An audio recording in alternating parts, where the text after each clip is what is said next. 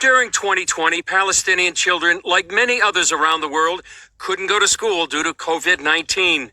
During that time, United Nations Relief Works Agency, or UNRWA, produced and provided the students material that went way beyond reading, writing, and arithmetic. We found that it contains various violations of UN values, of UNESCO standards, and of UNRWA's own principles.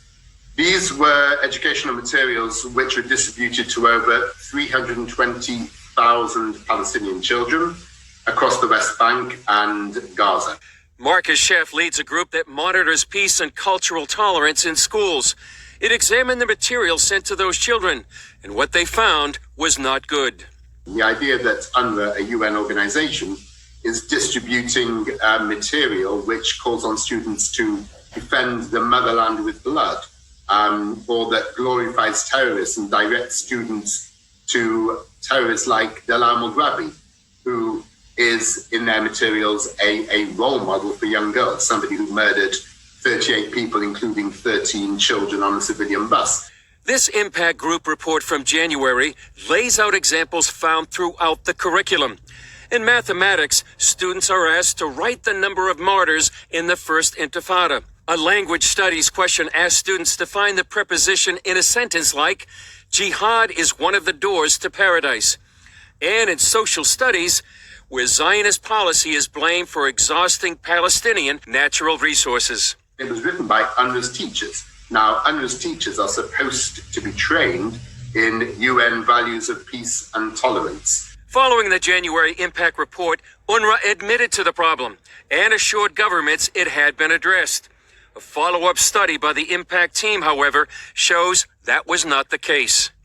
Within these materials, we also found hateful material which young people anywhere should not be studying, and certainly not being taught by a UN organization. So, I think what we see here is that, UNRWA is absolutely part of the problem in relation to the incitement of young people in the region. In one social studies exercise, sixth graders are shown a map of the British Mandate called Palestine that does not include any Israel reference, and told Palestine is the geographical area which extends from the Mediterranean Sea in the west to the River Jordan in the east, and from Lebanon and Syria in the north to the Gulf of Aqaba and Egypt in the south. Its location gave it strategic importance, making it coveted by invaders and colonial powers.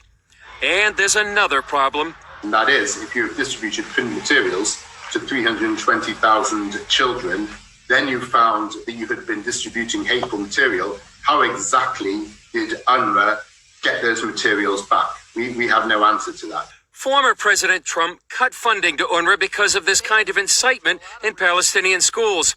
President Biden has pledged to resume humanitarian aid to the Palestinians.